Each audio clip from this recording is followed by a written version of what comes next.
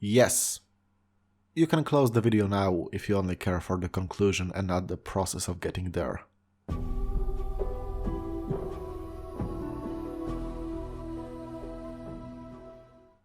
Full disclaimer, I consider single-player and multiplayer games to be separate media. This video is purely about single-player titles. The value of multiplayer lies in interpersonal connections they let us form and cultivate, same as tabletop games, hide and seek or a hand of magic. With that said, ever since the infamous think piece by Roger Ebert, long may he have hot takes beyond the Great Pale, the discussion on the artistry of videojuegos has been a somewhat hot topic in the discourse around the medium, if usually a background one. The discussion of art is a very murky topic for the same reason that talking about morality is. Claiming something as art is not just descriptive, it talks about values. You're not just saying that an object has a property of X, you're directly stating that you consider it beautiful. In that very inflammatory essay, Ebert himself said he didn't consider the vast majority of movies to be art either. He thought of the term as the highest possible praise for expression and considered games to be commercial products that do not have the capacity to reach such beauty. For the longest time in philosophy, people subscribed to the idea that ethics and aesthetics are intrinsically connected, that beautiful things have a connection to the moral value and vice versa. Then Nazis showed up and were just as able to appreciate Mozart as anyone else, and that kinda threw a wrench into the whole idea. It's kinda hard to wholeheartedly commit to the idea that beauty equals goodness when people committed industrialized genocide in the name of a certain canon of beauty and purity. And that is how we got avant-garde and postmodernism trying to break the limits of what is and isn't beauty or art. Speaking in very broad strokes, of course. We could spend all day discussing classical definitions of art and beauty, Adorno's take on the commercialization and mass production of culture, and therefore the distinction between pop culture and high culture, postmodernism, Duchamp's Fontaine, Pollock, performance art, or rock and roll. But I'll be honest here, I don't give a flying fuck. I barely passed my aesthetics course because I consider the entire discussion of that topic to be disinteresting, trite, and quite frankly naive on many levels. I'm sure many aesthetics enjoyers are gonna rip me a new one if this channel ever gets big, so let's get to the hot takes while I'll still have the benefit of obscurity. I think video games are art. I mean, obviously, what do you think I'm doing here? Having fun? If I wanted to have fun, I would go browse Rule 34 and not speak into a microphone in a language that is not my native one as I break into cold sweat because I mispronounced a word for the 5th time in a row. Now, this channel was made because I have opinions etched into my bones that I need to show to the world. If Polish was lingua franca of the world, I would release videos in my native language. And if people, myself sadly included, had the attention span to read something longer than a Twitter thread, I would just publish essays. But as it is, videos in English are the current form of media that are consumed the most. Therefore, that is what I make. My egomania will not let me aim for anything but the biggest audience possible. With this tangent, I hope to establish two simple facts. 1. I am no authority on any topic relating to discussion of aesthetics as philosophy. I'm just someone high on his own fumes. 2. I really care about video games. I care enough to do this to myself in the free time I could spend actually playing them. I really deeply consider them to be beautiful, full of intrinsic value and worth preserving. Despite the clickbaity title, this video does not start from a hypothesis, it's not a question with a list of yays and nays that lead to a conclusion. It starts with a thesis. Video games are art. I know them to be. The real question is, why is that? It certainly is not because I consider all products of human hands to be art. Take this pot. I love this pot. It looks pretty, it served me well for years, took it with me every time I moved ever since I bought it.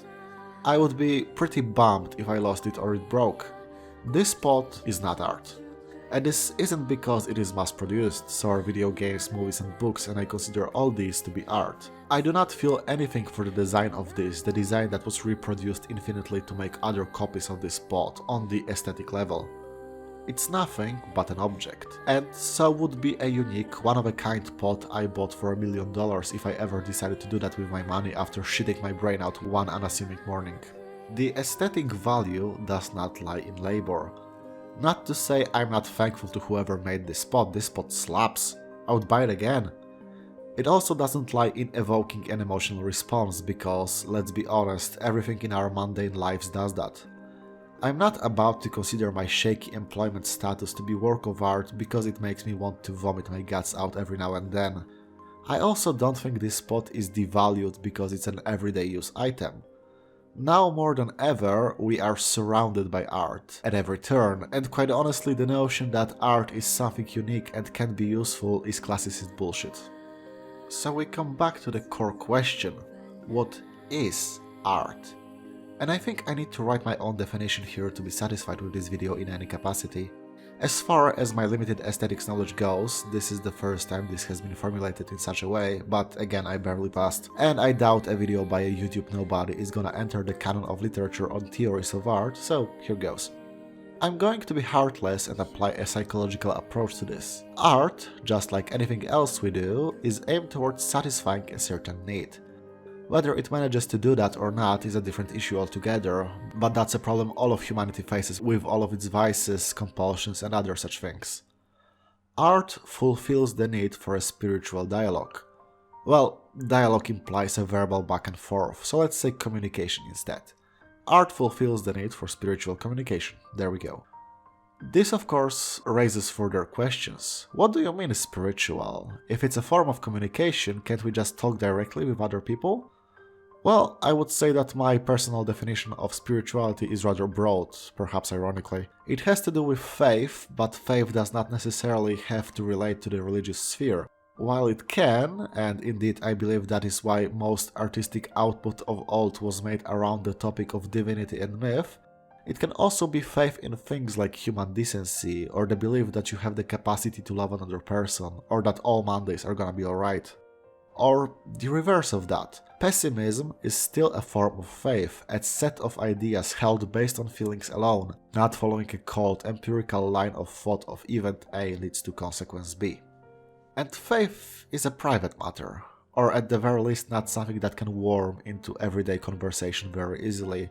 It's not an issue of lack of trust either. I trust nobody in the world more than my fiancée, but it still doesn't mean that I would feel comfortable turning to her and going, you know, I think I fear life more than I fear death, and combined with the fact that I have never believed in any form of afterlife, I don't know what that says about me. At least not out of the blue like that.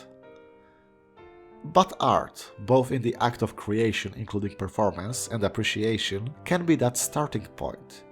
Even if you encounter it alone, it can start internal dialogue. How do I feel about this thing? Why do I feel the way I do? Even if the presented material is disgusting and horrifying to you, that in itself makes it art, as it makes you reflect upon what you feel and why you feel it. Art is also ideally a safe way to experience that dialogue, free from real-life consequences. Of course, that doesn't mean censored art that you risk your freedom to experience or create stops being art. If anything, it speaks to the inherent value we see in catalysts for these beliefs, even, or maybe especially those that are taboo and cannot be safely communicated in polite society, whatever that phrase means in the country you live in. And if you're in a group that facilitates discussion by itself, there is a reason why channels like mine are a dime a dozen. We have a seemingly hard-coded need to be in a constant discussion about our beliefs, and media, especially as vast of a landscape as they are right now, are a very, very easy background for us to do that. It's also why I think, and this is a sentiment repeated by many, don't quote me as a source on that the best kind of art is not what makes you feel strongly in the moment, but one that stays with you for years to come and haunts you. Which is also why I think the entire field of media criticism that needs to pump out reviews out before a piece is even released to the public is, let's be charitable here, disinteresting. Of course, such a definition might seem way too broad. If art exists to meet the need of spiritual dialogue, is someone going on a 2-hour racist rant on their facecam also a work of art? They are, after all, creating something to start a discussion on their beliefs. To answer that, I would like to refer to one of my favorite interviews of all time, a talk between Iris Murdoch and Brian Magee in 1977. Link is in the description, and I honestly recommend all videos of Magee talking to people you can find. They often touch upon very interesting topics. In the interview, Iris Murdoch, a writer and philosopher by trade, tries to answer a quite interesting question. Why do so many philosophers suck ass at writing novels? Many of them tried, and the results were, well, less remembered than their philosophical output. Murdoch postulates that writing and philosophy have starkly different goals. The aim of philosophy is to clarify, to make the world more understandable, to present information. The goal of writing, and I'm gonna project that onto all of art, is to mystify, to tantalize, to puzzle, to get those gears in your head going. I would consider that to be the core element that distinguishes just telling someone what your beliefs are from art. A manifesto is not a work of art, but a novel conveying the same ideals through unfolding events, relationships and character arcs is. The former can just be taken in and responded to with a terse "okay," while the latter commits you to further discussion. Whether it reached you by mimicry, symbolism or other means is secondary. I hope that is enough of a definition to at least consider my stance on art as holding some water. Oh fuck, I should actually talk about video games, huh? There are, I think, two main aspects of video games that allow them to be unique as an art form. The first is interactivity, and that's the one that has been discussed the most. A video game is a safe space to not just reflect upon the acts of characters or things that happen to them, but to become the actor yourself. Ideally, a game should give the player reasonable amounts of choice concerning how to approach the presented story and themes, preferably through the gameplay itself. But even if guided by a script, the element of interactivity makes committed actions all the more relatable, which is perhaps why the dissonance of your personal beliefs and those held by a character seems to sting the most in this particular medium. It is by your hands that disagreeable acts are committed, and the contrast reinforces the beliefs you hold. The second aspect stems from the first one, so it's really more of a subcategory. Let's call it plurality. Video games are somewhat unique compared to other art forms in that the interactivity lets you experience several distinct approaches to its themes and means of communication. As a personal example, a former student of mine showed a Hearts of Iron 4 mod to me. It's called The New Order. It's a very narrative-heavy mod about a world after an Axis victory, a bona fide dystopia that collapses onto itself. Because nukes are a thing, you can't just conquer the entire world and solve its numerous problems by force. So of course, I ignored all of the world's superpowers to reunite a torn-apart Russia as a faction of anarcho-communists.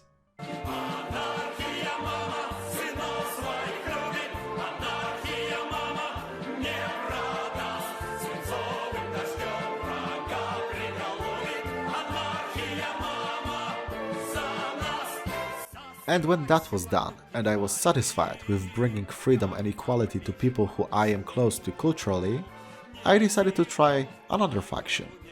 Someone despicable, like a certain funny clockman that also aims to reunite Russia, but as a regent along the Tsar and through means of chemical warfare and straight-up genocide.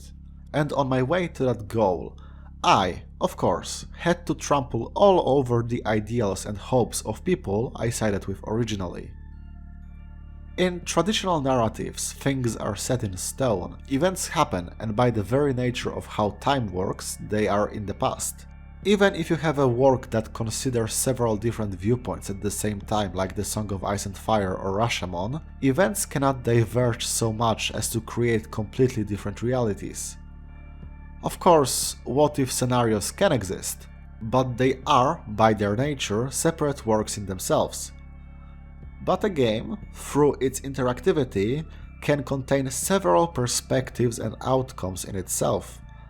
Not only do you get to see the perspective and values of every character, but also where that path leads and what can cut it short, which gives you a much wider view on everything presented by the fiction. Of course, I'm not advocating making all video games into the New Order clones, but the unique potential is there, and I wish to see it utilized in ways I have not seen and experienced before. I desire my soul to be stirred every day until I die. Pretty please, with a cherry on top. Let's get some obvious questions out of the way. Take it away, Ruby. What about games with no narrative and just gameplay? Is Tetris art? As much as dancing or instrumental music, yes. And just out of my depth, to be honest, as I gravitate towards narrative experiences personally. I would say they all cater to the spiritual urge for harmony and order in some way, with more modern movements like breakdancing or industrial music stepping out of that to explore other facets of human psyche, more daring, testing the limits of one's ability, or just trying to be a sledgehammer aimed at your beliefs about the world. What I'm saying is, bring in the avant-garde Tetris, I want to see it. What about stuff like Mario or Sonic? Are Big Bong Wahoo's art? Considering I would totally consider a child's drawing an art form, yes. Look, you won't consider all art pieces to be moving or even interesting. Hell, you won't approach every piece with the goal of having an artistic experience. It's all going to be biased by your own experiences. Antigone is hardly earth-shattering to anyone who ever saw an ironic twist in an episode of The Simpsons. But art aimed at children is still art. Elitist approach to the term is short-sighted and frankly laughable. Different phases of life have different spiritual needs, and everyone needs to start somewhere. What about games aimed at exploitation of addiction? Are gacha games really art? Unfortunately, yes. Bad art exists. L. Ron Hubbard created a whole cult around his shitty-ass novels. It is entirely possible to abuse the creative process and use it to mystify and then slide in with the answers to the post questions that aim to exploit the audience. Luckily, the creation and appreciation of art can be completely separate, and the intent of the author matters little once the work is out in the wild. What about pornography? Are games made for cranking my hog art? They can be.